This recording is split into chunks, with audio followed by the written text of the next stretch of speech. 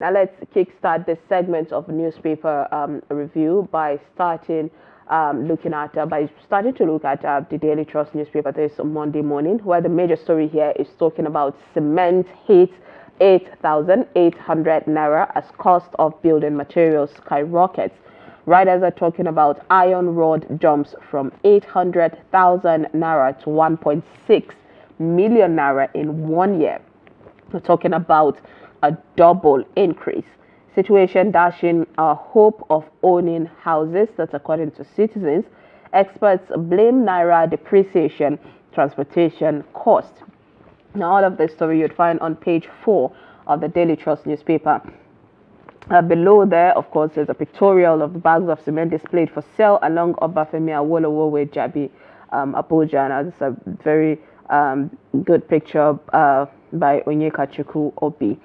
Beside a pictorial, there we see vandals destroy local Gwagwalada transmission line.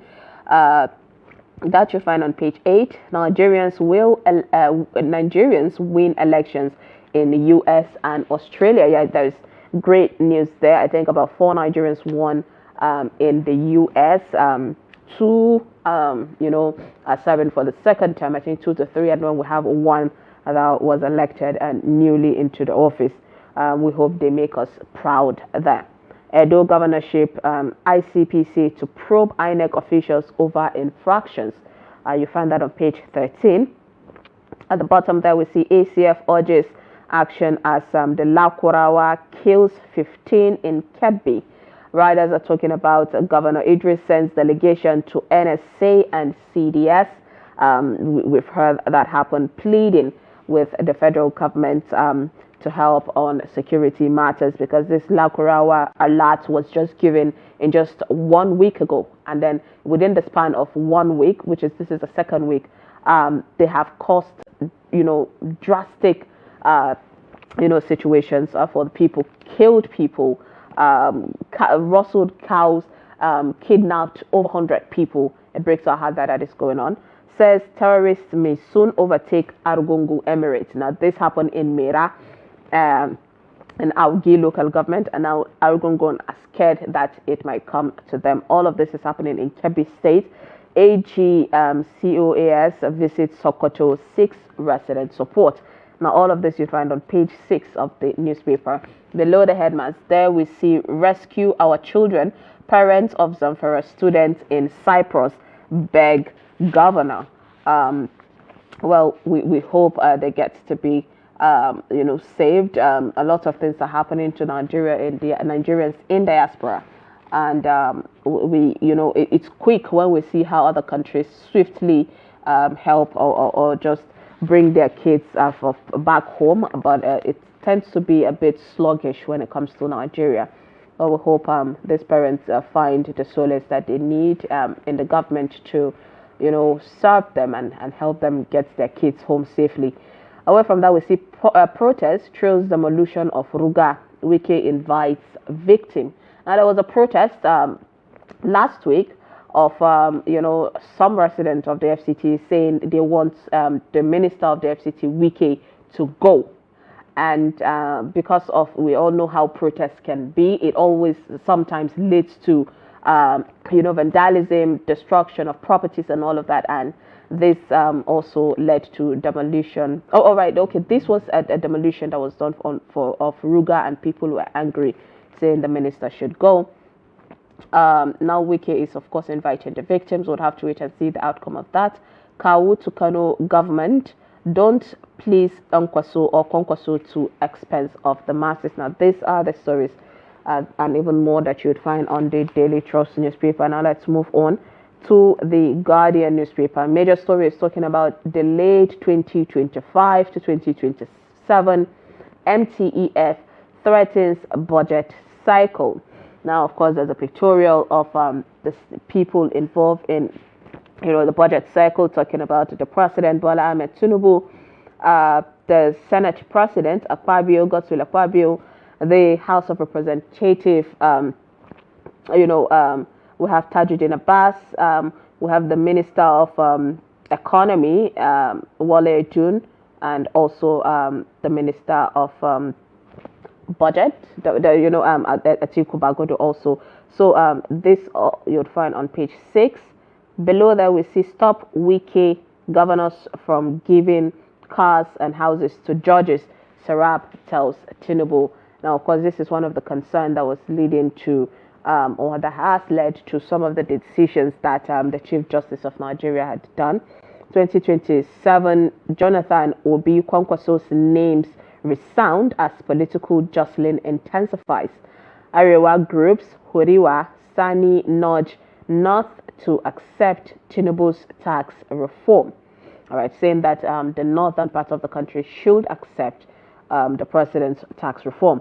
NLC threatens strike on December, and they said demand wage review over worsening hardship.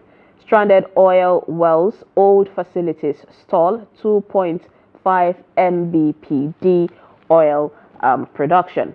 Now, below the page there, we see experts underscores employees' mental health amid rising workplace depression. Now, these are some of the stories that you find on the Guardian newspaper this morning. Now, moving on to more newspapers. Moving on to Vanguard newspaper there. Major story is talking about petrol banks loan for imports to hit 3.5 trillion naira. Marketers to increase importation, pump price higher than the actual cost. NLC alleging this. Claimers, the claims Nigerians are being ripped off by marketers. Now, this is, of course, a major concern. There's a lot of riders on this about how bank loans for imports has risen, and with all of this, it is not even favoring Nigerians. Beside that, we see grid collapse, certain elements sabotaging power sector reforms. This is according to the Minister of Power, Adelabu. Obaseki Okpebolo differs over the non-invitation for inauguration alleged 5 billion naira budget. Minimum wage. NLC directs workers in defaulting states to begin strike December 1st and once again making Rivers workers as victim of political crisis. At the bottom of the page there we see demolition. We won't succumb to blackmail. That's according to the FCT minister. But they judge to Sanwo-Olu, Lagos traders harassed, flogged like criminals. On the sports segment, it says CAF Women's CL Dominant Edo Queens. Beg your pardon. It's not as clear as possible here, but then it's on the CBE top group. These are the stories. All right, at the top of the page, I think it's rare privilege to be Bayelsa governor. That's according to the governor, Diri. Obi can become president in 2027. We will prepare very well. This according to Tanko. Hunger. Children scavenge for leftovers at parties, prayer houses. These are some of the stories that you'd find on the Vanguard newspaper. Now, joining us via Zoom to review some of the headlines of the pages of today's newspaper is Ben Shama, former director of News Voice of Nigeria. Good morning. First. Thank you so much. It's so good to have you on the show this morning with us. Now, let's kickstart by taking a look at the major story here of the Daily Trust, which is on cement hits about 8,800 as cost of building materials skyrocket, which of course it explains even that iron rod that used to be about 800,000 naira is now over, it has doubled to 1.6. So what is your take on this, considering the building collapse that we've been having for the past 2 years in Nigeria? Well, I think that when Nigeria, or indeed big cities, are always been described as construction sites, you can't do construction without the iron. You can't do construction without cement, and in view of the inflation rate in Nigeria, you realize that many construction sites have become rather abandoned. And when they become abandoned this way, it also breeds criminality because that is where many criminals will also be hiding. But back to the issue, it is nice that we are, I mean, when I say we are Nigerians, we begin to have cement in this country. We are making it in this country, but it's so high, very high. You look at the iron ore, Itakwe in Kogi State, we ought to have that via the Ajaokuta rolling mill. You can see many other rolling mills, Alaja, Shobo, Plateau, Katsina, they all have gone asleep because of lack of government seriousness. So if we do have a government that is serious, we're going to have all of this and prices will naturally go down. But the situation where people begin to import inferior materials, of course, that's where you also have these building collapses here and there. So we ought to have the stakeholders in this country, talk of the Abdulsamis of this world, talk of Dangote and many others. They should look at Nigeria with a human face, crash down the cement prices further down, so that civil servants, the very poor of the poor, can boast of houses they can stay or live in. Yeah. Experts are blaming the naira depreciation and also transportation cost. Also, citizens are crying that this is dashing the hope of, citizens of owning a house in the country. It's becoming really difficult. What is your take on this? Yeah, it's logical. It's an economic trend. If someone goes to Ajaokuta to buy some iron rods, for example, and he's in Katsina or in Yanagua, of course there has to be transportation. At what cost is that transportation? And talking of transportation, the driver must have gone to a filling station, probably either slept or spent some time to buy it. Then you look. The whole of that will boil down to trying to make a profit. If it's therefore about profit making, of course, prices will go down. But we're also talking of a situation where prices are just being increased just by some associations, market association, this, volcanoes association, this, and even touts in motor parks. So we need to have a government that should be able to control prices when it comes to the Nigerian economy. If you just say, okay, it's free economy, let it move around, it's not the best. Look at the developed countries. The moment they realize their country is sliding, is nosediving, of course they bring the hammer via the minister of finance, stroke the head of the bank of that country. In our own case, Central Bank of Nigeria. In our own case, the coordinating minister of the Nigerian economy and minister of finance. They ought to be the think tank for this country. They do things on behalf of Nigeria, on behalf of the government, so that we can have a developing country that is good. Yeah, hopefully we get to see that. Now, away from that, cost of living, let's talk about insecurity basically in the country. So last week, we got an alert from the Nigerian military saying that there's a new group that emerged from Niger Republic, which is the neighboring country, sharing border with Nigeria. And for the longest time, they have been held in Niger. But because of the coup that happened last year in Niger, these people have actually had their wings spread and they are attacking, especially the Kebbi state and Sokoto state. And in a span of just 1 week plus, we've had a kidnap of over 100 people, over 100 cattle, and also recently in Mera, about 15 people were killed because of the invasion of this bandit group, terrorist group called the Lakorawas. What is your take on this and how the governments are handling it so far? Honestly, that coup in Niger Republic is badly affecting Nigeria. But I should also give kudos to the Chief of Defense Staff who in spite of Nigeria or ECOWAS not having it smoothly with Niger Republic. He just looked at it on grounds of security and decided to reach out to his fellow chief of defense staff in Niger Republic. And you could see that they have a joint kind of security meeting, and with the intention that they'll fight terrorism. But having said so, you realize that when these Lukawas were coming into Nigeria, they entered there in a very peaceful manner. Peaceful to the extent that, they could gather some people and begin to teach them what religion is, what morality is all about. And from there, they started injecting some idea. I was just listening to a cleric who said when these people came in, at the point the Nigerians took them as friends.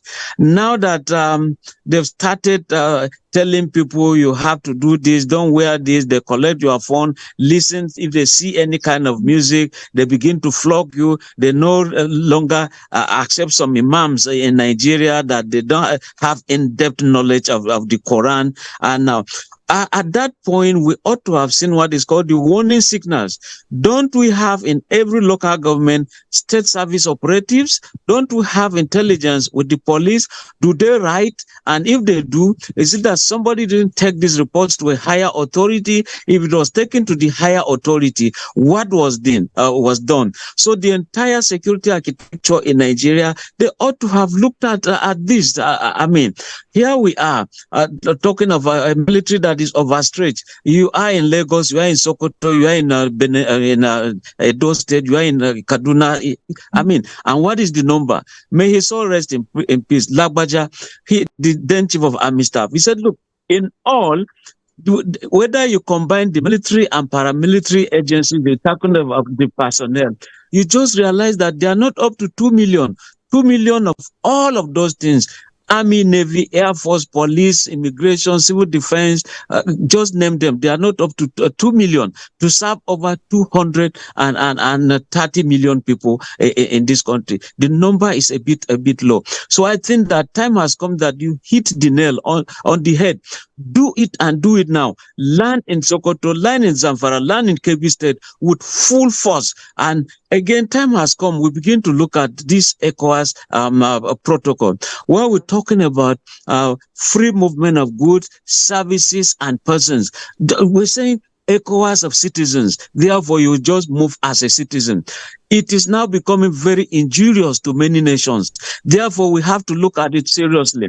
The fact that you have EU, that is a common union, Britain even pulled out, and they said they can survive the way they are, and they are doing it so. Now, if you have an EU where the Germans will remain Germans, the French will remain French, the Italians will remain Italians, and before you enter any of them, even when you have a Schengen visa, there are still some protocols to be met. But in our own case, we overdo things. We just say, no, you can move freely with your goods and services. And that is why I remember those days when Boko Haram, according to Buratai that time, he said they've been technically defeated. But what is happening is that a group is coming that is called ISWAP.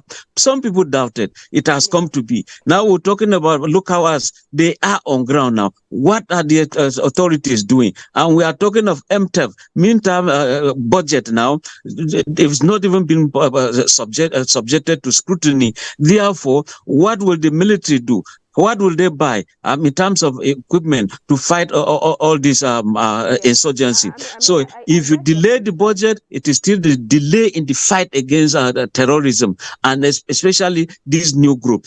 If they therefore form an alliance between ISWAP, Boko Haram, now you're talking of Lukawas, then it's going to be another big issue for Nigerians. And Nigerians should stop simply seeing these things as, look, it's a religious matter. Humanity is involved. Of people that the security personnel that we have are not really enough, then the ones that we have should at least be able to secure the border. And, due to the bilateral or, multilateral agreements between other countries, of course, there should be some kind of measures to be able to identify people and make sure you secure the country. So I get your point on that one. But then quickly, I want to get your take on the state's debt that has hit about 11.4 trillion naira as federal allocations has risen. It's saying that foreign debt hit about 4.89 billion. States own about 4.27 trillion naira. Now, we all know one of the major reasons of this debt increment is because of the foreign exchange rate. And currently, the administration is finding it quite difficult to, gain back the value of the naira. What do you think about this situation, and how do you think Nigeria can navigate its way out of this mess? Yeah, I think Nigeria can come out of this mess because if they plan very well. If we have a government where we spend so much to run the government, of course, it's going to be a problem. It will continue to be. The end is not in sight, and they keep telling us there is a hope at the end of the tunnel, where some Nigerians are already saying that there's even no tunnel, not to talk of the beginning of a tunnel and the end. So if we begin to talk of foreign reserve is increasing, but what about at home?